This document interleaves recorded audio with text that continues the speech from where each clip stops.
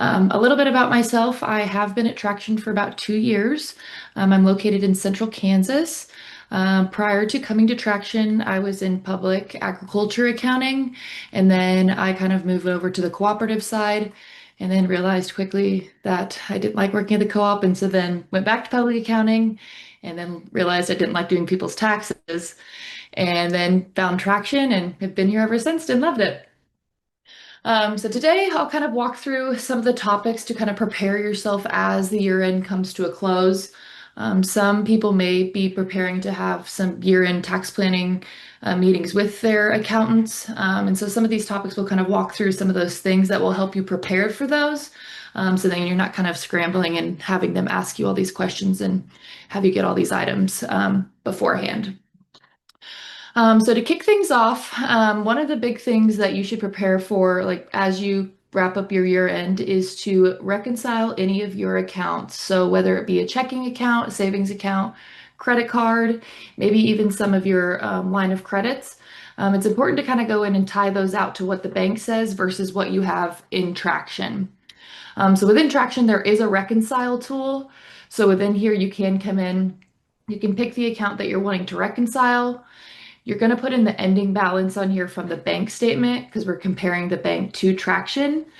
And once you do that, essentially, if you have a bank feed, all of the transactions that have cleared are going to be automatically check marked. If there are transactions in here that are not check marked, that means they haven't cleared the bank. So you can see I have some of these checks right here that didn't go through the bank, but with that, if you have transactions that come through, you would essentially hope that the difference between what the bank says versus what you have in Traction is zero. If there is a difference at that time, maybe there was a check that you wrote and it's a duplicate, or maybe there's a deposit that was in there that you shouldn't have in there. That's it. That's the time and the opportunity that you can go in and see, okay, are there things in my account that should not be in there? As you complete a reconciliation, I've had customers reconcile either each month, each quarter, at the end of each year. Once you complete a reconciliation in Traction, you'll always have a reconciliation summary. There may be times where your accountant may ask for that just to see, like, okay, are you reconciled throughout the year? And with that, you can see here with my reconciliation summary, my bank is tied to Traction, but I do have these outstanding checks that have not cleared throughout the year. So obviously these are just from prior year. So you can kind of see, okay, these are on the books, but maybe they don't necessarily need to be on the books because they never cleared the bank. As you reconcile through Traction, reconciling credit card is going to be the exact same way. So if you have a credit card and you have transactions that come through, it's going to look the same. If you do have a line of credit and you have toggled on your line of credit to show in account register, you will have the ability to reconcile that as well. A lot of times, if you are purchasing like inputs or making payments or deposits directly to those line of credits, I would recommend reconciling that as well, just so that that ties out to the bank at the end. One other thing is if you have reconciled throughout the year within Traction, let me see if I got the right bank. You will see that there is a last reconciled on. So if you needed to pull a previous reconciliation, you can do it within this section, or there is a section within the reports that you can go pull prior reconciliations if need be. Um, the next topic, aside from reconciling your accounts, is kind of going through and tying out any loan balances that you may have on your books. So, like I said, whether it be a line of credit or an operating note, whether it's a short-term note, whether it's a long-term note, maybe on some land or equipment, it's a good opportunity to go and maybe go to any of those online platforms. So, like John Deere Financial, for example, if you have any loans with them, at that time you could go out to John Deere Financial and make sure that, okay, what is in John Deere Financial or what is in my line of credit institution, what I have on the books is exactly what they're saying I owe. There are times where maybe you do have long-term lines of credits where you make the payment towards the line of credit, but you haven't actually recorded the interest. This would give you a good opportunity to either make a journal entry to record that interest for that loan, or you can basically have that available and show your accountant if they choose to make that interest entry that needs to go to the interest expense expense account and make sure all of your principals tie out to what is actually recorded. So you can see here, I have all of my loans lined up. Credit cards will be the same way. Obviously, if you go back into that reconcile tool, you wouldn't have to do that with there. And then I have my line of credits that are a little bit out of whack. Any questions on like any reconciling or anything like tying out loans within Traction? Yeah, at the moment here, I'm not seeing any questions in chat for you, Taryn. Awesome. Perfect. Okay. One of the next big topics that is going to come up usually at most tax meetings is if you purchased any equipment, any land, any buildings, any big, larger purchases that you had throughout the year, your accountant's going to want to know about all of those so that they can essentially add all of those, we'll use equipment, for example, to a depreciation schedule. So you can see throughout the year, I have made some purchases on pieces of equipment within Traction and recorded those. So with those pieces of equipment, what I'm going to want to do is one, tell my accountant that this is what I purchased, this was the purchase price, but then also provide documentation to them. So if you do have a loan on that, it'll show that on the documentation, just so that they have proof of that receipt, and then they can make sure that whatever they put on the depreciation schedule and at the rate that they do depreciate those pieces of equipment, that that value is actually correct. The same is going to go if you do sell pieces of equipment throughout the year. So whether you trade them in, whether you sell them, if you haven't recorded them, oh, let me go back up here. There may be chances where you do have equipment that you did sell throughout the year and maybe you didn't record the gain or loss on that fixed asset or that piece of equipment, for example, or land. You will want to take that to your account and provide that information to them as well, because that gain or loss will need to be recorded in a journal entry within Traction. So a lot of times I've had customers just basically record the entry of them selling the piece of equipment for the whole value, which is fine, but there's going to be instances where you'll need to record whatever that gain or loss was for that piece of equipment that you sold or traded in. If there are instances where, say, you did purchase a piece of equipment and you're not sure how to record that entry, our success team is always here to help kind of record those transactions.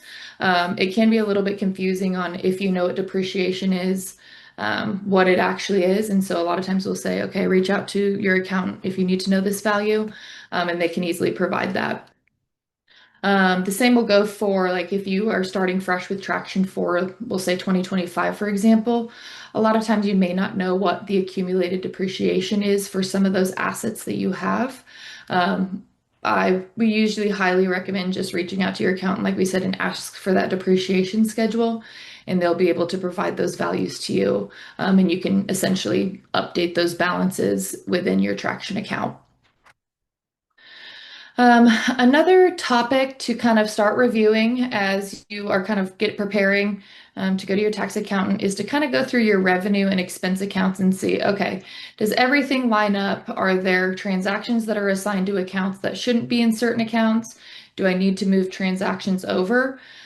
So generally, I'll either go through my chart of accounts to kind of review those balances throughout the year or pull an income statement just to see what's kind of working, what's ebb and flowing, and if there's transactions that need to go somewhere that they essentially shouldn't. Same's going to go for expenses. So if I see that there's a bunch of expenses that are maybe they shouldn't be here, like my custom hire income or expenses way higher than it generally is, that's a good opportunity. You can come in, you could simply click within the chart of accounts to see the transactions that are in there. If mine will load, this will give you the opportunity to see, okay, does this need to be here? So like this, for example, maybe this wasn't custom hire. If I go into any individual transaction, I can edit that through the chart of accounts and move the transaction to whatever account it needs to go to. One of the other bigger topics that a lot of accountants are going to question you about or and ask what is this is if you have transactions assigned to a miscellaneous account or maybe an uncategorized account. Most times accountants are going to want that miscellaneous and uncategorized cleared out, and any of those transactions assigned to an actual account that it needs to go to. So you can see over here, I have an uncategorized revenue account with $726,000. At this point, these are transactions that I have not assigned to an account. So it gives you the opportunity to see, okay, do I know what account this needs to go to? Can I move it to where it needs to go to? Or if it actually does need to stay in that account because you have a question about it for your accountant, it's a good opportunity just to have that sitting there and you know exactly where those transactions are. A lot of times within Traction, if you do have transactions in uncategorized, that's simply because within your account register, you may have not assigned those transactions to an actual account. So I may not have one for an example. Oh, wait, I will. So here, like all of these transactions that do have a red exclamation point, these are automatically just going to go into uncategorized. So whether you assign it to an account or not, um, if you don't assign it to an account, it will automatically put it into uncategorized because it will simply need to put it on your books, whether it's an expense or if it's actual revenue. I have had times where instead of coding transactions to miscellaneous expense, customers do create like a revenue and expense ask your accountant account. So then that's just an easier way to kind of throw those transactions into a specific account that you can quickly see, all right, what is this? Where does this need to go? What do I do with this? And they can simply tell you where that needs to go. Any questions kind of on starting to assign, kind of reviewing, getting everything prepared? I do have a few more topics, but want to take a moment to see if there's any questions from anyone. Yeah, feel free to unmute yourself if you have any questions.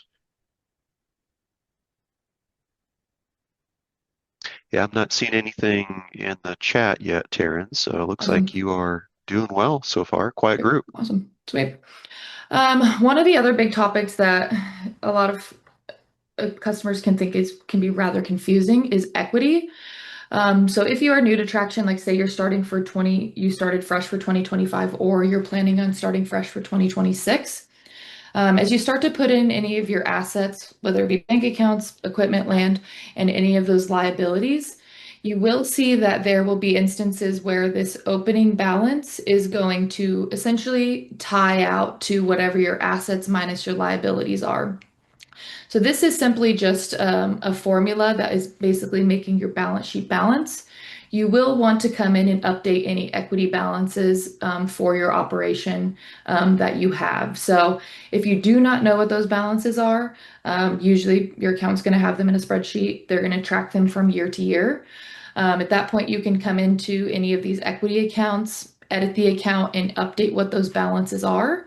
At that point, as you start updating these equity balances, this opening balance is going to change. And assuming that everything is put in correctly, this opening balance should simply be zero because you essentially, your assets minus your liabilities equal your actual equity within the operation. That can be a little bit confusing, but like I said, reaching out to your accountant, asking what those balances are, you can get those from them. Or if you have a prior year balance sheet, those balances should be on there as well. Had a Um, question for you, Taryn. Yeah, a sure. question came through. So if you're on this particular screen, and is Yep. there a way to make a journal entry somewhere hmm if you need to do that?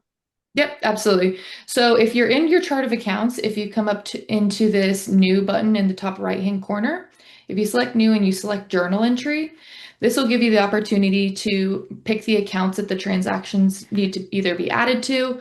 The one cool thing that I mean I have not seen in other accounting softwares is if you are making a journal entry, we'll just let me find one for example.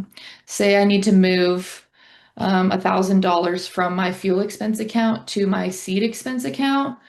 You will see that they will have the before and after balances. So, for example, my seed expense account had $10,000 in it, and I'm taking that $9,000 out.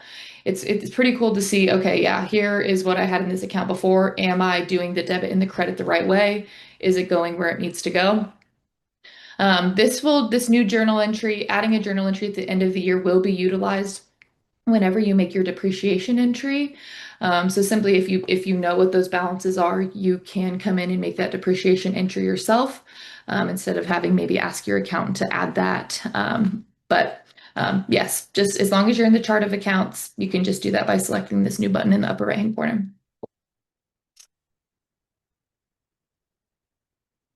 Question. Um, if there's not any more questions, I'll kind of move on to kind of the last pieces of as you kind of review everything for yourself, make sure everything looks clean and cut, is kind of pulling any of those financial reports that your accountant may need. So under reports, under accounting, if you come to this cash section, you may have accrual. If you are a pro user, you will have an accrual balance sheet depending on how you file. But you'll want to pull a balance sheet, which is simply, as I stated, it's going to be your assets, your liabilities. If I'll pull mine real fast. Um,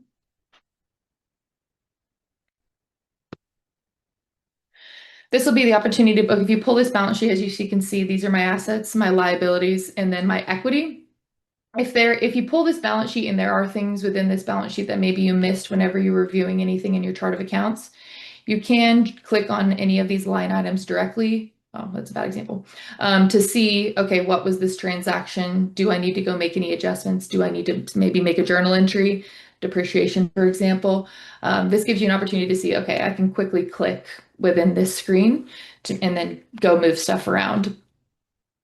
The same's going to go for the income statement. That's going to be a huge report that they're going to want, obviously, so they can see all of your profit and loss.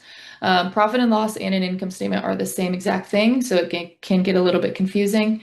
But here, this is going to see all of your revenue less your expenses to see what your net income is at the end of the year. Same thing with the balance sheet. If you need to come in and see, okay, what transactions were assigned to this account, you can simply do that. And at the same time, if you are in there, you can go into the transaction and edit it if you need to. You don't have to pop back out to your chart of accounts to get those changed. The other important report that most accountants are going to want is this general ledger detail report. What this is simply showing basically what transaction went where. So it won't show you necessarily the debit and credit, but it'll show you what amount went into what account and at what time. So it's basically it will be long depending on maybe how many transactions you have throughout the year. But there will be times if they needed to simply go and tie out a transaction and see, okay, what was this actually for? They can have this as another additional option to kind of go and see what those values are. If you do make journal entries within Traction using that journal entry feature, there is this journal entry report. This is something that I would recommend pulling as well if you do make journal entries, because this will give them a quick opportunity to see, okay, what transactions did you move around? Did it need to be moved around? A lot of times, like at the end of the year, they may make transactions moving things from year to year, but this will give them an opportunity to see, okay, what was maybe moved at the beginning of the year wasn't necessarily should it have been. But that's just another way to quickly see, okay, what was moved where. Family living. So if you do utilize the family living option within Traction, there is a family living report. So any of those transactions that you assign to draws and you choose to kind of put those to those family living categories, this is a report that will be super helpful to your accountant. There may be instances, say, that you record transactions to drawing, but maybe they can actually say that this happened with the operation. This will give them a quick way to see, okay, what transactions happened in this account, in the drawing account. Maybe it needs to be moved over. Maybe it needs to be put into a different account. Just a quicker way to see, okay, what was categorized to what in more of a cleaner fashion, if you will. Accrual balance sheet is going to be the same thing if you do have the ability to pull an accrual balance sheet. This will be incredibly helpful for your accountant, just so that they can see, okay, they'll tie out any maybe notes payable that you have outstanding, any notes receivable you have outstanding. Maybe you have prepays that are still on the books for the year. They're going to want to see, okay, what is this? Maybe what needs to be purchased? Maybe you need to purchase more fertilizer at the end of the year. This will give them the opportunity to see, Okay, what is actually on the books from that aspect. The cool thing with the accrual balance sheet within Traction, obviously it's going to break down your balance sheet like it would with the cash balance sheet. If you scroll down to the bottom, though, there is this supporting schedule that will break down any of these categories that would be up in the actual balance sheet. So if I were to just look at prepaid expenses on the actual balance sheet, it's just going to say 265,050. But at that point, you can see, okay, wow, I have all these outstanding prepays that maybe I didn't consume that need to be consumed. At that point, you can go back and adjust any transactions or entries. Same's going to go for growing crops and harvested crops. So if you have anything on the books for that, those will be available. And then any of your inventory. So it will show you those balances of inventory that you have outstanding or have sitting out over on the operations side. That will break that down as well, which essentially is going to be reported up in the actual balance sheet up above. Um, Accounts payable report, accounts receivable report, it's going to be exactly kind of the same. This will just show any bills that you have upcoming and invoices. If you choose to pull that, just an extra source that they can kind of review what's on your books. If we scroll down to this taxes section, you will see there is this IRS Schedule F. This is a great report that you should pull for them as well. Here you can update your report for the certain date that you would like it to, and it's going to pull that Schedule F throughout the year. So these categories that we have within the Schedule F are based on the accounts that you would have created whenever you created your chart of accounts. If there is an instance where maybe, okay, this account doesn't need to go under this category, at that point you can go in and you can change the account type on this specific account if it needs to go somewhere else. So, for example, I don't know, maybe I had an employee benefits account under here, then it doesn't necessarily need to go under there. You can move that at any point and adjust those around to where they need to go. One other cool feature that we are in the process of working on and updating is the option to create and submit 1099s within Traction. So currently we do have an integration with Tax 1099 where you can go in and you can pull and create 1099s within Traction and either one, pull a report for your accountant with those 1099 values, or you can simply, if you wanted to create and submit those 1099s, you can do that through Tax 1099. If you do get into your account and you do try to work through the 1099 option, it will probably stop you just because we are in the process of making some updates with our integration with Tax 1099. Once that does get updated, I think it's within like maybe the release in December. You'll get notified of those updates and you can at that point kind of go and start creating those 1099s. If you aren't really sure about how to create those 1099s within Traction, we do have a couple webinars that we'll be doing in January that'll kind of walk through how to pull those, how to create those, how the integration works with Tax 1099, and simply how you want to process those. The only final part I will say is there may be instances with all of the reports that we pulled for the year, your accountant may want like prior year reports or prior year values. So like I mentioned, in any of the reports, you can change the date. So if you just come in and they request for those prior year reports, just simply run those reports for the prior year. Any of the reports in Traction you can export to CSV or Excel, or you can print to PDF. So whatever your account prefers, you do have the ability to do both. Any questions on the Yeah, reports yeah, Taryn, we had or a in general? couple of questions come through here. Sure. This one here, you might need some more information, but the question is there a way to make a zero balance journal entry? Um, yes, there is. So I guess for an example, like if you were, I guess in what context, can you give me the example of what you would be doing that for? Maybe? Yeah, Scott, did you want to unmute yourself? Hey, okay, so our accountant has asked multiple times if there's a way we could just stick like a note um, in our register, so to speak. Uh-huh. And Uh-huh. in other programs, he's used to it being like just a zero balance journal entry, Sure. but we don't have a way of like putting an entry in our register without some type of transaction going on.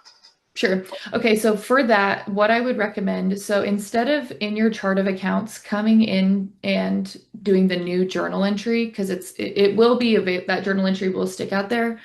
A lot of times, if I come into my account register, and I'll do like this add new payment, what I'll do is I'll put the total as zero up here because it's not going to affect my bank account at all. Say that I needed to move, we'll just use this chemicals, for example. I'll just pretend, oops, if I can type. Say I'm going to move $1,000 out of chemicals and I'm going to move it to fertilizer. This is still going to be essentially a $0 entry because you're debiting one account and crediting one account. And then at that point, you could say, okay, we'll just say inventory, $0 inventory adjustment, for example. So then they can quickly see in the memo within that transaction, okay, this was actually a journal entry because it's $0. That's generally what I would recommend.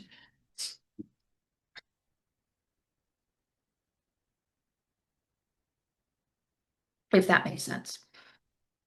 Hopefully. Yes, that does make sense. Thank you. Yep. Awesome. Any other questions? Yeah, we had just another question. So if they are working with their accountant or tax preparer, is there a way to give them access to the account? And do you have like the permission to take that away in Traction, or how does that work? Yep, absolutely. So one of the things we recommend is if you do want to give access to your accountant to your Traction account, reaching out to either your account manager or the success team. What they'll do is they'll get your accountant set up with basically their own essential demo account, and you can give them access to that. So if they're, say your accountant has other customers or clients that are on Traction, they will have the ability to kind of navigate back and forth to see which client is on what books. You obviously can't see that because you just give them access to your books. And then at that point within there, they do have the ability to kind of like mess around in a demo account. So if your accountant wanted to play and see, okay, how does this work within Traction? You can do that there.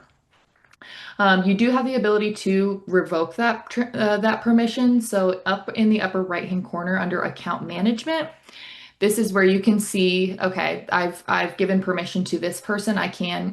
They declined it myself, obviously, but you can come in here and invite other people. If you do give permission to your accountant, they would be in here, and at that point, you could decline access for them to see. Here's an example. I could disconnect this person from seeing my actual demo account. Great question. One other thing I will say with that we do get a question a lot on is once you give access to your accountant is going to see everything that you can see, and they can make changes to anything within Traction that you can. So just be cognizant if there are things that you really don't want your accountant to see. Currently, there's not a way to limit anything that they have access to. They're just going to have everything visible as you would.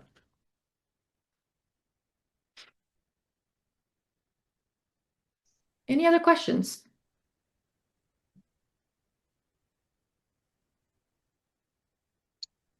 Yeah, I'm not seeing anything through chat, Taryn. Awesome. Sweet. Yeah, but feel free, everyone, to unmute yourself if you have any questions. Oh, here's another question.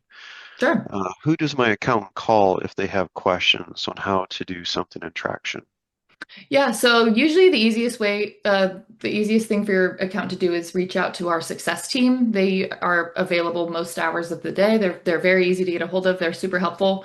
If there's questions that maybe they can't answer and they need to relay on either to me or someone else, they can direct them and we can get anything answered.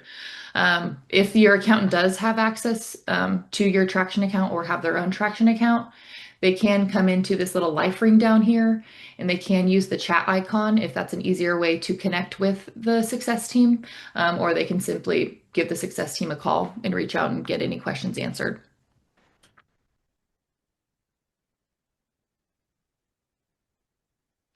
Wonderful. Great. Thanks, Taryn. Yep. Yeah. To kind of wrap up anything else with this, I will mention like all of the topics that we kind of discussed today. After we close out, you will get an email and it will also have the checklist kind of these items that we discussed. what their importance are, why you need to pull them, or you can go out to our traction page under blogs. This is visible there as well.